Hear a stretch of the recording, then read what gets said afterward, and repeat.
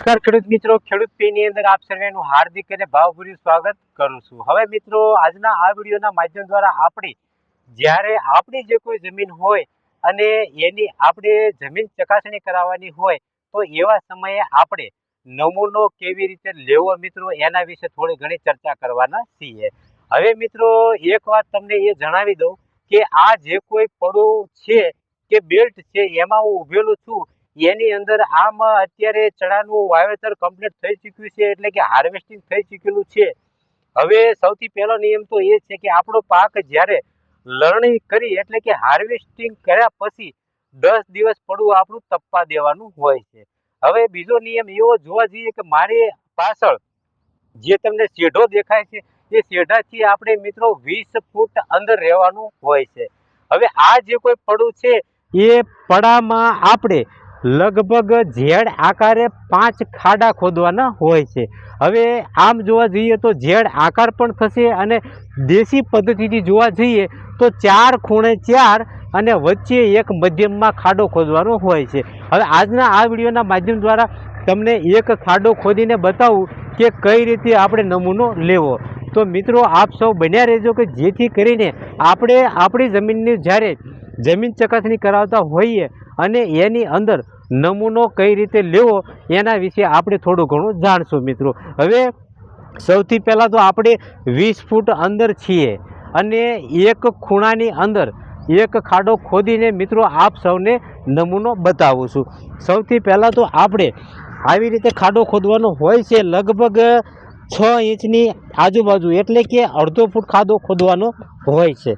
આ જે અડધો ફૂટ ખાડો ખોદીએ એની મિત્રો આપણે પૂરેપૂરી માટી બહાર કાઢી નાખવાની હોય છે કે જેના થકી આપણા જે કોઈ જમીન ચકાસણીનો રિપોર્ટ આપણને યોગ્ય અને સંતોષકારક આપણને મળી રહે અને જેના થકી આપણને જે કોઈ જમીનની અંદર પોષક તત્વો પડેલા હોય છે એની મિત્રો આપણને સચોટ માહિતી મળી આવે।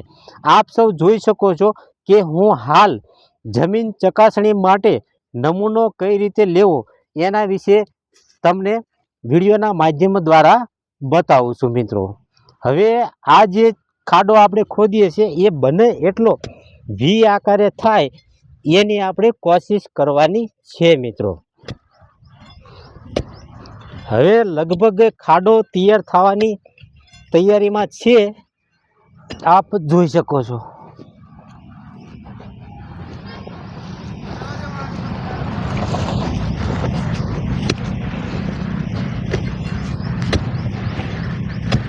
ચાલો મિત્રો, હવે ખાડો તૈયાર થઈ ચૂક્યો છે।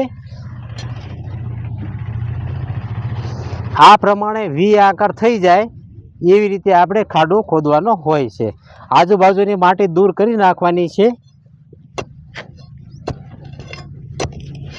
કે જેના થકી આપણને યોગ્ય રિપોર્ટ મળી રહે।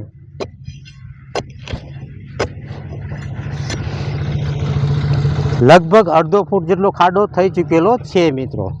હવે સૌથી પહેલાં આપણે આ જે જમીન કે ખાડો ખોદેલો છે એના ઉપરથી મિત્રો આ રીતે કોર ખોતરવાની છે કે જેના થકી આપણને સારામાં સારું રિઝલ્ટ પ્રાપ્ત થઈ જાય મિત્રો।